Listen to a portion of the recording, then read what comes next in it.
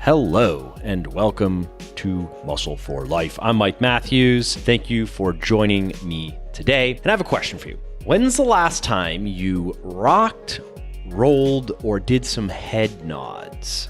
And I'm not talking about the things that you would do at a heavy metal concert, which, remember what those were like? Remember shows, in-person events? I have a hazy recollection. No, I'm talking about very simple exercises. I can't really call them exercises, I guess. They're really just kind of like movements, right? That you can incorporate into your routine, your wellness routine, and they can act as a sort of a reset that can improve the quality of your movement patterns, that can reduce pain, improve your sleep, and even help you lift more weight in the gym. Now, if that sounds too good to be true, I understand. That's honestly what I thought when I first came across Tim Anderson's work, but it was endorsed by Dan John. And if you're not familiar with Dan John, check him out. Check out his work, check out his books. A good guy. I've had him on the podcast. A lot of experience as a strength and conditioning coach. And he had a lot of good things to say about Tim and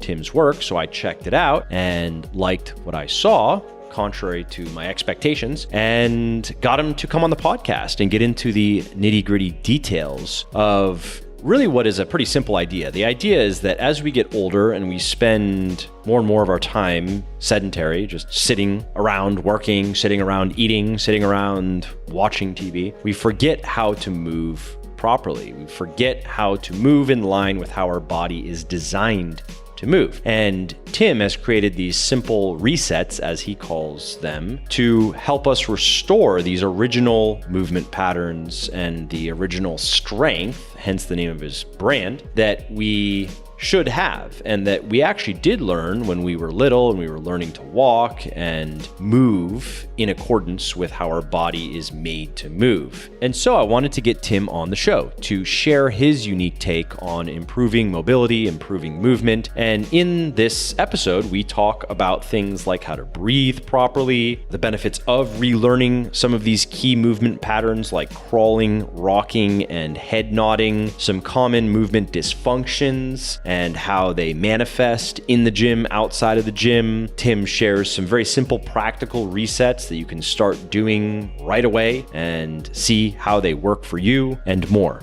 Also, if you like what I'm doing here on the podcast and elsewhere, definitely check out my health and fitness books, including the #1 best-selling weightlifting books for men and women in the world, Bigger, Leaner, Stronger, and Thinner, Leaner, Stronger, as well as the leading flexible dieting cookbook, The Shredded Chef. Now, these books have sold well over 1 million copies and have helped thousands of people build their best body ever, and you can find them on all major online retailers like Audible, Amazon, iTunes, Kobo, and Google Play, as well as in select Barnes & Noble stores. And I should also mention that you can get any of the audiobooks 100% free when you sign up for an Audible account. And this is a great way to make those pockets of downtime like commuting, meal prepping, and cleaning more interesting, entertaining, and productive. And so if you want to take Audible up on this offer, and if you want to get one of my audiobooks for free, just go to www.buylegion, that's B-U-Y, legion.com/audible,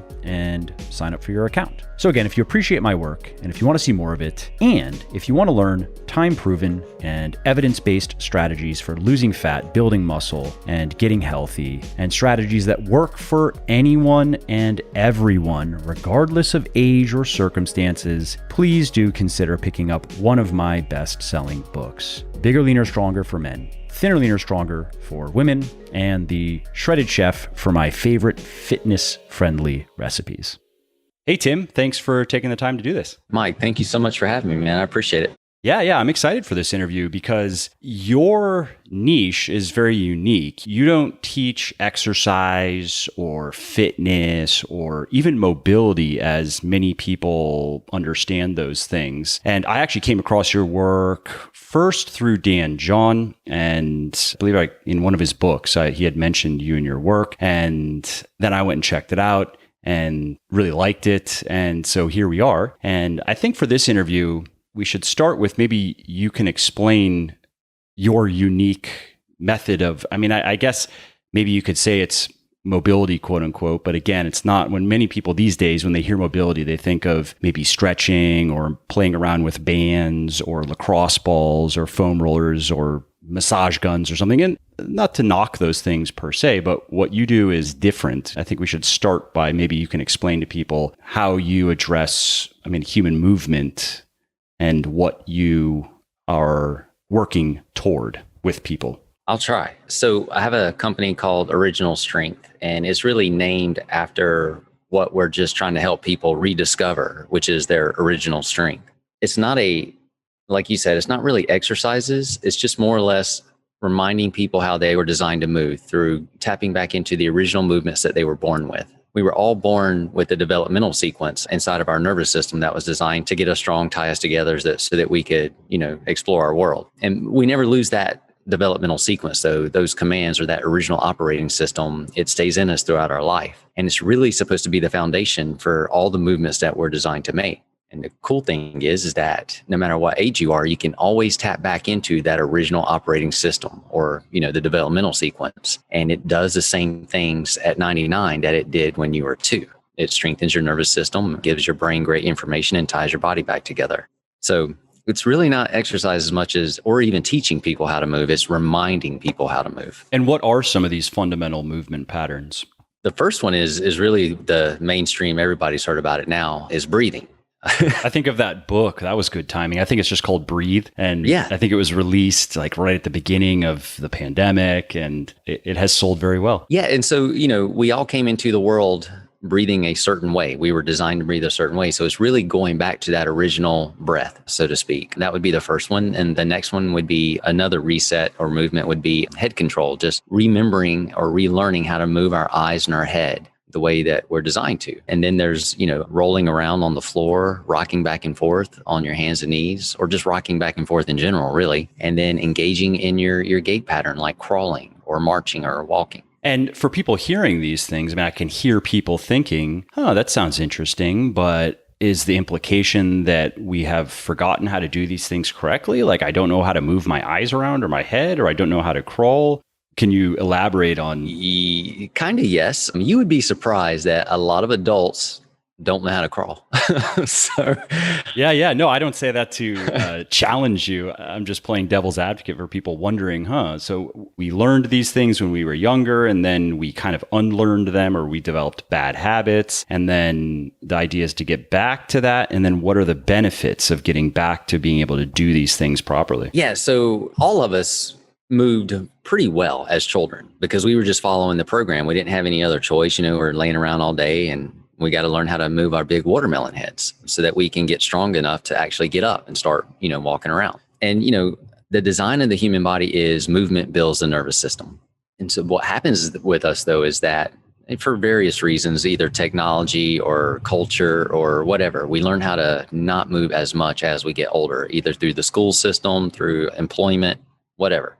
Entertainment, but we just don't. Laziness. Yeah, sure. But no, and a lot of us don't move our eyes and our heads the way we're actually designed to move them. We're really good now at fixing our eyes in a certain spot on a certain screen or, in one direction, or maybe we wear glasses and we only move our eyes in that small little frame of reference, because if we go outside of that frame, we can't see as clearly. So, little things like that really add up to make huge differences in how we're supposed to move versus how we do move. But to your question, I guess, yeah, when you go back to your original program, it pretty much makes, I call them miracles, but it just makes wonderful things happen. Full expression. You have more mobility again. You have strength again. Maybe you don't hurt or ache anymore. Like the brakes come off your body and you feel better. And what type of movements, when you say rocking, what do you mean by that? Because I know you have like rocking push-ups and rocking chair, and you have different ways that this can work. So just generally, like the reset or the powerful movement that you were born with, rocking would be rocking on your hands and knees. So if you said you had a 3-year-old, you've probably seen once after a while, like maybe 6 months or to a year somewhere, they got strong enough to push themselves away from the ground and got up on their hands and knees. And then your child had its head on the horizon. And then, they just rock back and forth sometimes, or they rock back and forth to learn how to take that first crawling step. But just literally getting on your hands and knees with your head on the horizon. Yep, that's it. So I had somebody, what's his name? I believe it was Sam Visnick. I had him on the show. I've had different people, PTs and other experts talking about different types of mobility and ways to address chronic pain. Is your approach is working through these resets? Is this something that is for people who have problems right now? And you just mentioned it can help people address pain, lack of mobility, probably just various types of physical dysfunctions. Are there benefits for people who don't have any particular problems? I mean, any of us who lift enough weights, there's always something that's bothering us at least a little bit, unless we're like 21 and invincible. But, if we are 30 or above and we train hard, there's always the little thing. But for people who don't have any acute problems, there's nothing that's really getting in their way from doing their workouts and maybe just living a kind of active lifestyle. Can they benefit from doing the types of things, practicing these movement patterns? Oh, absolutely. So here's the thing. We're designed in some fashion to do these movements throughout our entire life. Like, for instance, you're designed to breathe how you were born to breathe your entire life. And so every breath should be a good information for your nervous system. Every breath should be something that helps your body and your nervous system feel safe and give it good information so that you can express yourself optimally, full potential. And what is that, by the way? What is a good breath? A good breath would be filling your lungs up from the bottom to the top, using your diaphragm to let your belly, your sides, and your low back expand. So if you think of your lungs as a container, most adults just breathe up into the top part of the container using their accessory breathing muscles. But we're designed to fill the lungs up from the bottom to the top, filling the lungs up to not only get air, but it actually helps strengthen our inner core, the very center of our bodies. Diaphragm is an amazing muscle. So a proper breath would just be belly breathing is what, some people call it, but it's really more than that. But it really is, it's using your diaphragm optimally. But to your question, yeah. So if somebody that's 30 years old, super fit or super gym goer, yes, these movements would benefit them because they're the foundation of all movements. And honestly, they would make whatever they love to do in the gym, they make it easier, more accessible. Think full expression. You can lift heavier weights, you can move better. And so those little niggles and wiggles you were talking about that lifters get, and sometimes in the gym, there's a chance that you don't get them. Because when everything's in place and everything's working optimally, a lot of those overuse injuries or those strains don't have to happen. And what are some common movement dysfunctions then that you see in people who are otherwise fit and healthy? Like, you might see the issue, but they wouldn't know that it's an issue because they don't feel any major acute pain. Maybe, again, there's little things here and there, but if they were to correct them, they would realize what they're missing out on. You know what I mean? So that's probably a little bit more broad and hard to really narrow down, but things like forward head carriage, tendinitis, achy knees, achy low back. I mean, you probably are familiar that a lot of gym goers, as big and strong, they can pack on all kinds of muscle and maybe they look good, but their back still hurts. Their knees still hurt when they walk up and down the steps. So they look better, but they don't necessarily feel better. So, and really, the body is designed to feel amazing. And so it's one thing to look good, but it's another thing to feel good. Right? So what if you could have both? What if you had no aches or issues and you were full of energy and you didn't just look like you could pick something up, but you had enough energy to pick something up, and that when you left the weight room, that your quality of life was just awesome. No, I love that. And are there some common movement pattern dysfunctions that you see, though, you're speaking to a lot of people who, I don't know if they would consider themselves weightlifters or bodybuilders per se, maybe, but it'd be more like a lifestyle kind of weightlifter or bodybuilder, somebody who probably does a fair amount of resistance training, also probably does some endurance and is very into their fitness, but also has a life, not hardcore gym rats per se. So are there common, again, movement pattern where you see it, you go, oh yeah, well, the achy knees or the achy back, here are some common reasons that people have the achy knees or have the achy back. You know what I mean? Dude, but this is going to sound weird, but okay, here's a few. One, they're mouth breathers. That can cause an achy back or achy knees. Wow, interesting. How does that work? You don't have to go off on a long tangent, but I have to ask. Well, so if you're a mouth breather, the chances are very high that you're breathing up and you're using your accessory muscles and that you're filling your lungs up from the top, not the bottom, which means you're probably not using your diaphragm to stabilize your spine, which means that you could have a sluggish pelvic floor, weak transverse abdominis. So your inner core unit's just not on board. So if your spine's not stable, well, maybe that's why you have an achy back.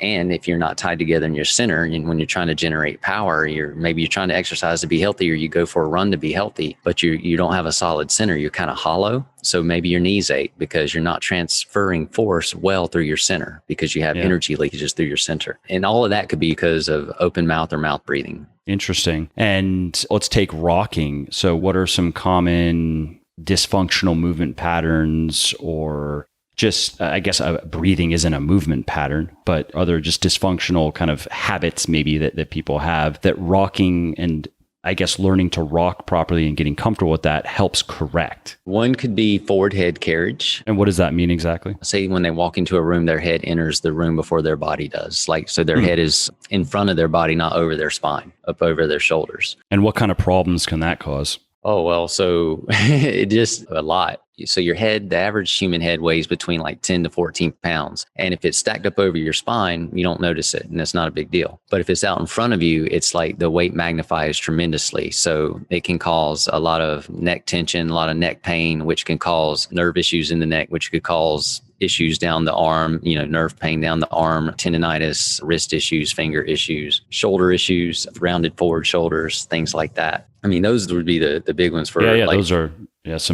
are major issues that we all, because of how many of us do just sit mostly on a computer all the time, something that I know I have to try to just always stay aware of, maintaining good posture, preventing my head from slumping over.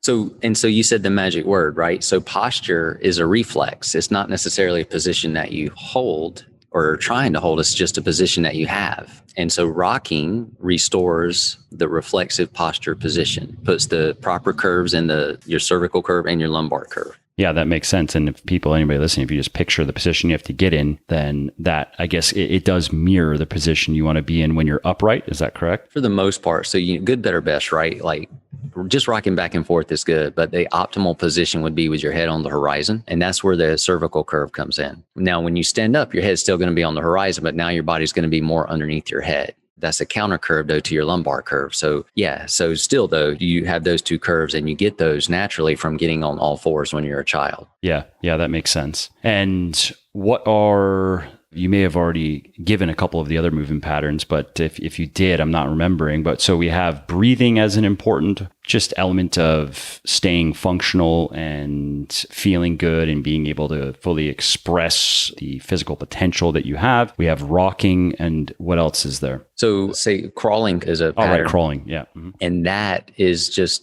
to me, it's like the apex miracle movement. It connects both hemispheres of your brain, makes your nervous system very efficient, which allows your body to move very efficiently. But it also teaches, it connects your torso, it connects your opposite hip to your opposite shoulder. If your body's an X, crawling is what ties the X together on the front side and the back side. Makes you super, super resilient because it makes your body strong. I call it gentle strength training. Interesting. And I'm going to ask this question again, just because I think it's a good question. I'm curious.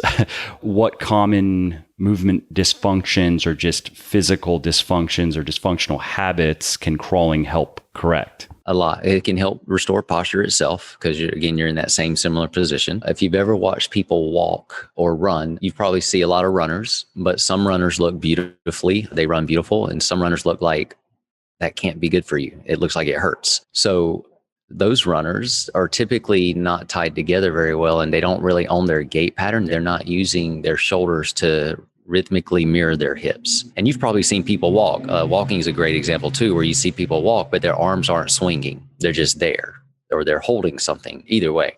So those are movement patterns. It's still your gait pattern, but it's not your true gait pattern. Like you can get from A to B, but the gait pattern is actually designed to keep your nervous system and your body tied together. So when you're not using all four limbs. When you say tied together, what do you mean exactly? It's kind of like, okay, so strength is built from the center out. The first layer of strength is through breathing. The next layer of strength is added on through head control, learning how to move your head, because every muscle in your body is attached to the movements of your head, especially your center muscles or around your abdomen and your back. And then rolling ties the opposite shoulder to the opposite hip first. That is the first movement of the gait pattern. Rolling is. Rocking is still a gait pattern movement, and it starts to now, it teaches the joints how to stabilize. It teaches the shoulders and the hips how for the stabilizers to stabilize the joints so the prime movers can move the joints, which is preparatory for crawling for it, which is preparatory for walking. So tying the body together, literally, I'm talking about these things. Each one of these movements in the developmental sequence lays a foundation of strength in the center. And then the next developmental aspect lays another layer of strength on top of that. All you're doing is you're building a movement foundation.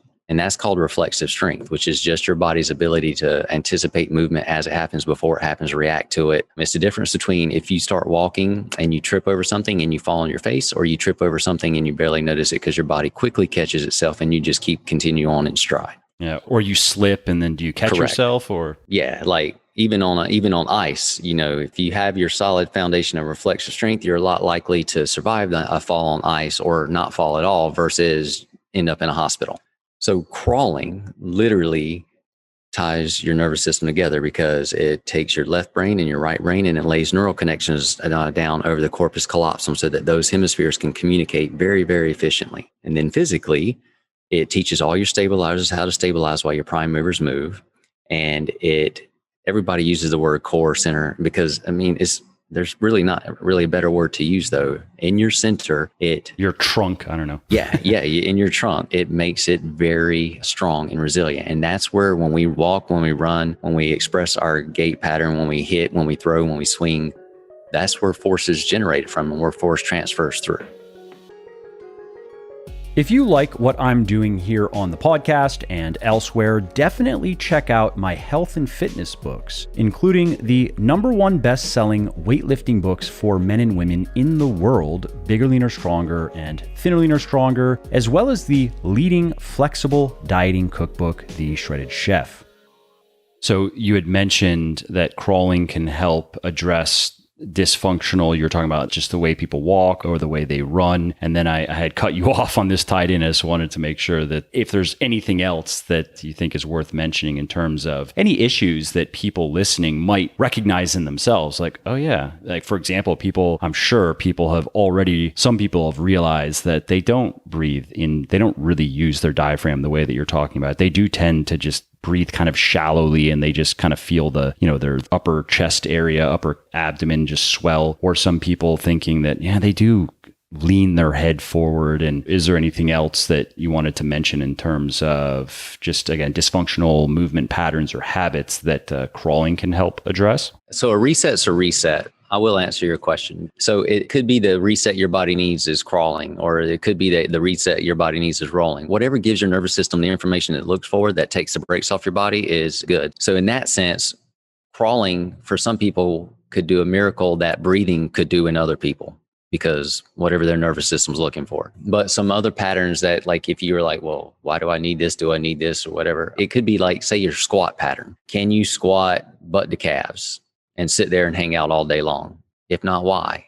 A lot of times it's because you don't have your reflexive strength in your center. Something's not firing. It doesn't have to be an ankle mobility issue. What if ankles were only tight because your body didn't trust that your spine was stable and it was trying to look for places to keep you from moving into trouble, so it made other places stiff? It could be that when you do a push-up, your center lags, like your chest comes off the floor before your belly does. I'm trying to talk exercises so that people can maybe get an idea of it. It could be just your ability to focus and concentrate. If you have a short memory or you can't think well, it could be that you don't have any energy during the day and you're not sleeping good at night. And those aren't necessarily movements, but they're quality of life issues that are impacted by our ability to move properly. Yes. And breathe properly. Because movement affects everything. It affects your autonomic nervous system. Mm-hmm. So if you're not breathing well, or if you're not moving well, the chances are you're in the sympathetic nervous system mode or the fight or flight mode and not the rest and digest mode.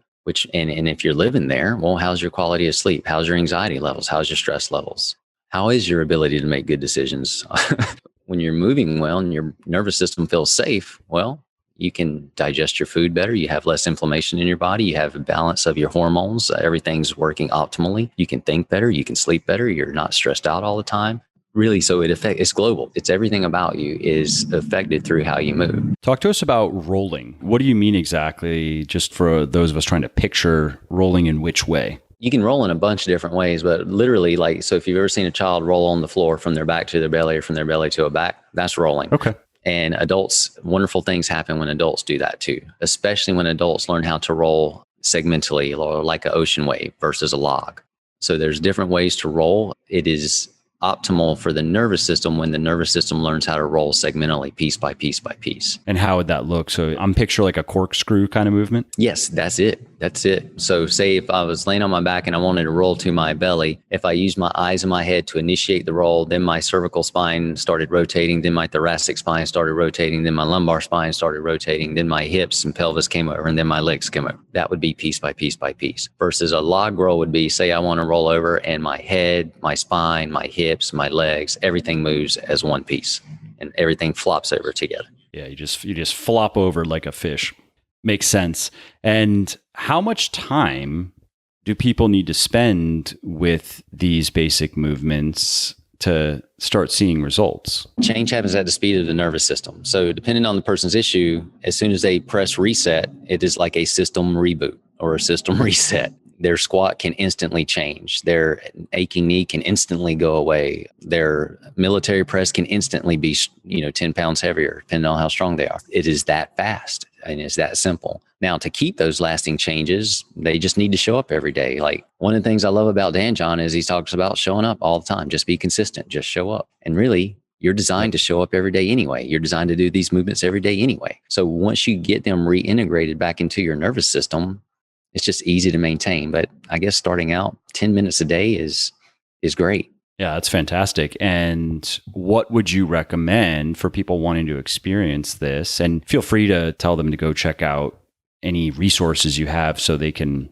understand exactly what to do. But where should people start? If somebody's listening thinking, sure, 10 minutes a day, if it delivers 1/10 of what Tim's talking about, that sounds pretty good to me. So I've got a book called Pressing Reset, Original Strength Reloaded. That's pretty much everything we're talking about, how to do it, why to do it, and how much to do it, and it gives you a little routine in there to do too. So that's a great starting place. I've got another book called Discovering You that goes through a daily 10-minute program, movement plan that you can do with these same movements in there that is literally designed to help you feel amazing every single day. I've got free YouTube videos on the Original Strength YouTube channel. There's probably 300 to 400 videos on that about how to roll, different ways to roll, different ways to rock, how to crawl, different ways to crawl, how to breathe, all that kind of stuff is on, and that's all free on YouTube. Yeah, that's great. And if you were to give people a simple template, let's say some people are going to certainly grab a book and read it. Other people will go to YouTube first, maybe. And what's a simple template for those 10 minutes? Okay, spend your first couple of minutes breathing, then do some rolling, then do, you know what I mean? How would you program that? So I'm super simple. So we have 5 main resets. So I spend 2 minutes per reset. So 10 minutes, 2 minutes of diaphragmatic breathing in whatever position allows you to find your diaphragm the best. 2 minutes of eye and head nods, head rotations, 2 minutes of rolling around on the floor, 2 minutes of rocking back and forth, and maybe 2 minutes of crawling.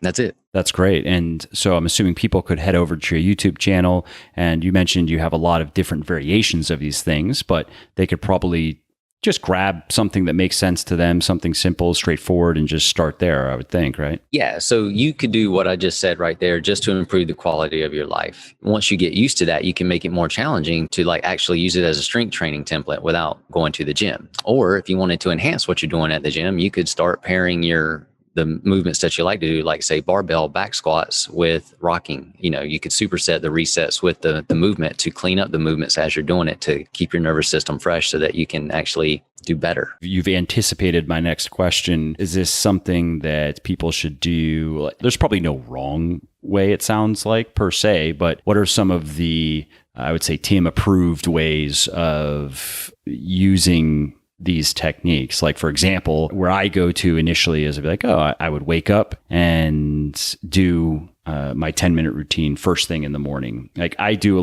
it's about 10 minutes actually, some stretching. It's really just a few yoga poses that are specifically have just helped with, like I had an imbalance in my hips and it helped address just between internal and external rotation on the left and right side. It helped address that. I like to do things to open up my shoulders. And again, it's like a 10-minute routine I do in the morning. So that's where I go. But it's interesting that you had just mentioned, you also can do these things in between your lifting sets, which which is probably not where a lot of people would go, because a fair amount of people listening, I've spoken about this and written about it. So I think a fair amount of people listening know that it's not a good idea to do like intense stretching in between weightlifting sets, for example, but this is not that. Right. No, this is not stretching. It's like you're adding juice to your nervous system so that you can, like, if you're using it from a performance aspect, you're literally just turning up the volume on your nervous system so that your movements are crisp and clean and fresh and feel better. But from a daily standpoint, I'm pro whatever works for the person. I find that most people, if they don't do it early in the morning,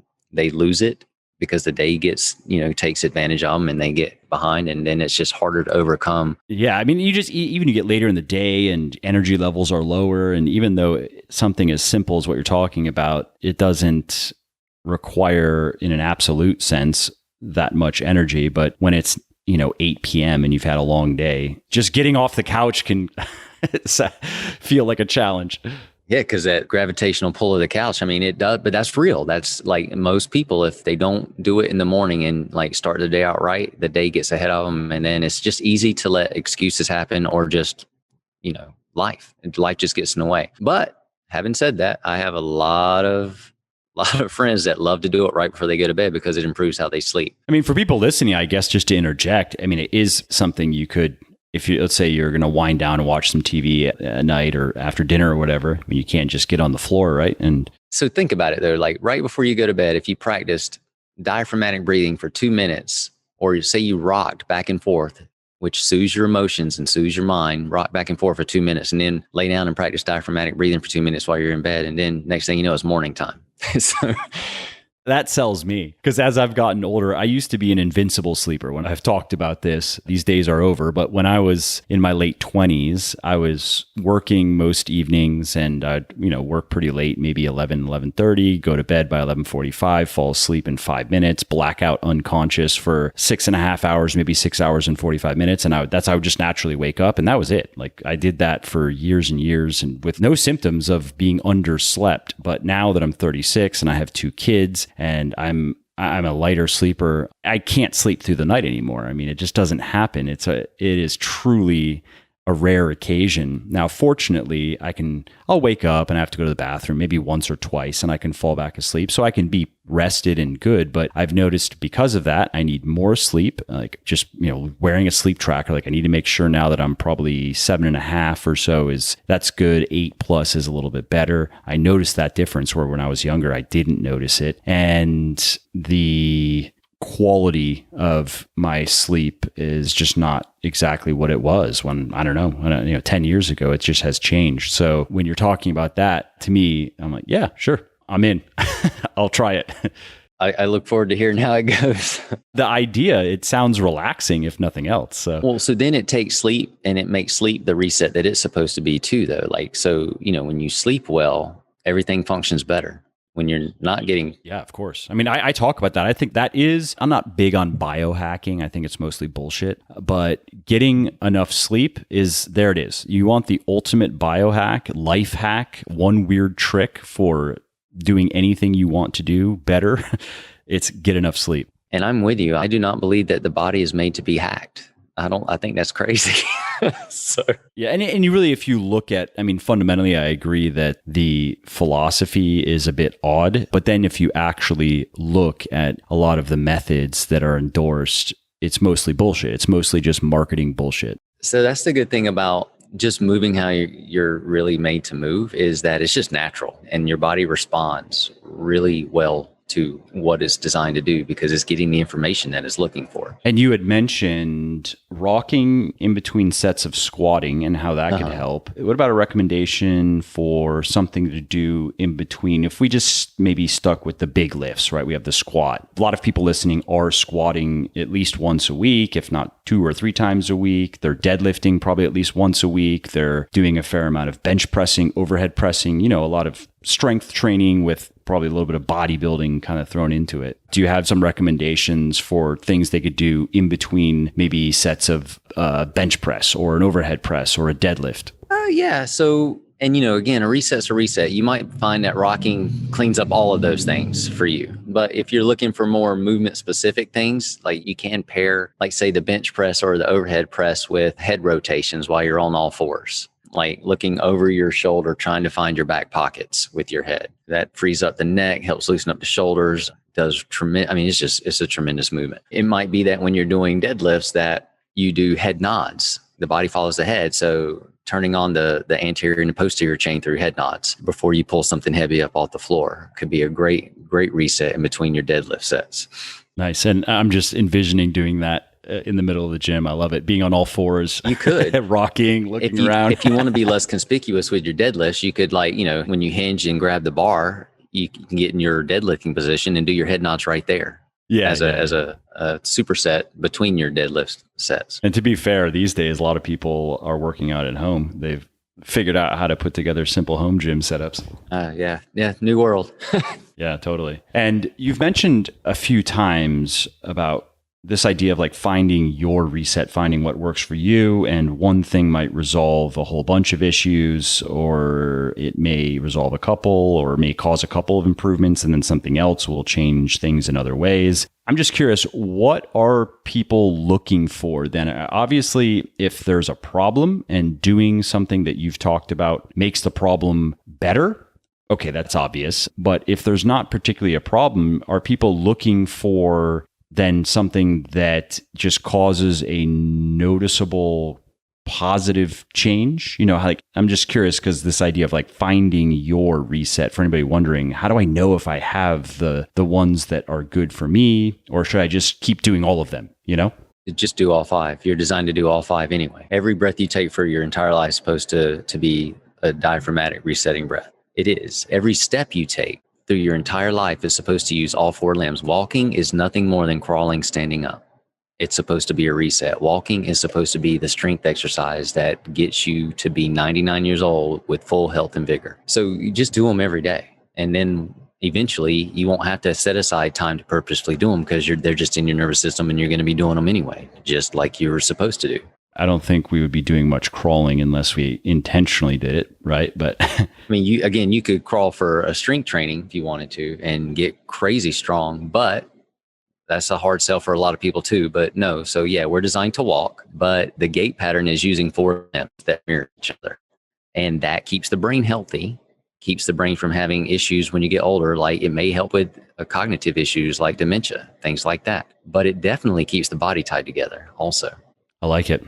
Well, this was a great interview, Tim. I really appreciate you taking the time. Lots of interesting information and very practical takeaways. I know that there are quite a few people listening who are going to be checking out your stuff and setting aside 10 minutes a day to see what they can get from it. And again, I like the idea of doing a little pre-bed routine. That's cool. So thanks again for taking the time to do this. And let's let everybody know where they can find you. You mentioned, I believe, 2 of your books, and you mentioned obviously the name of your company. But if you want to share with people the best place to find all of your things, obviously your website and any social media platforms that you're active on. And if there's anything in particular, also like anything new and cool you have coming that you want people to know about. So we actually teach original strength to professionals, personal trainers, chiropractors, physical therapists, doctors, and we teach it all over the world. If you're interested in the courses and how to use it and how to help people with it, you can go to originalstrength.net. If you're interested in from an exercise standpoint or performance standpoint, we have a website called osi-online.com. We have follow along strength routines, different modalities, whatever you're into, whether it's clubs, kettlebells, sandbags, whatever. And it's basically how to marry your resets with those and, follow, do programs like that. And if you just want to learn if you just want to feel good, want to learn how to roll and crawl and stuff, just check out the YouTube channel, Original Strength YouTube channel. That's great, man. Thanks a lot for doing this, and everybody listening, give it a try. Hey, it's 10 minutes a day. All right, well, that's it for this episode. I hope you enjoyed it and found it interesting and helpful. And if you did, and you don't mind doing me a favor, please do leave a quick review on iTunes or wherever you're listening to me from, in whichever app you're listening to me in, because that not only convinces people that they should check out the show, it also increases search visibility, and thus it helps more people find their way to me and learn how to to get fitter, leaner, stronger, healthier, and happier as well. And of course, if you want to be notified when the next episode goes live, then simply subscribe to the podcast and you won't miss out on any new stuff. And if you didn't like something about the show, please do shoot me an email at mike@muscleforlife.com, just muscle, F-O-R, life.com, and share your thoughts on how I can do this better. I read everything myself, and I'm always looking for constructive feedback, even if it is criticism. I'm open to it. And of course, you can email me if you have positive feedback as well, or if you have questions really relating to anything that you think I could help you with, definitely send me an email. That is the best way to get a hold of me, mike@muscleforlife.com. And that's it. Thanks again for listening to this episode, and I hope to hear from you soon.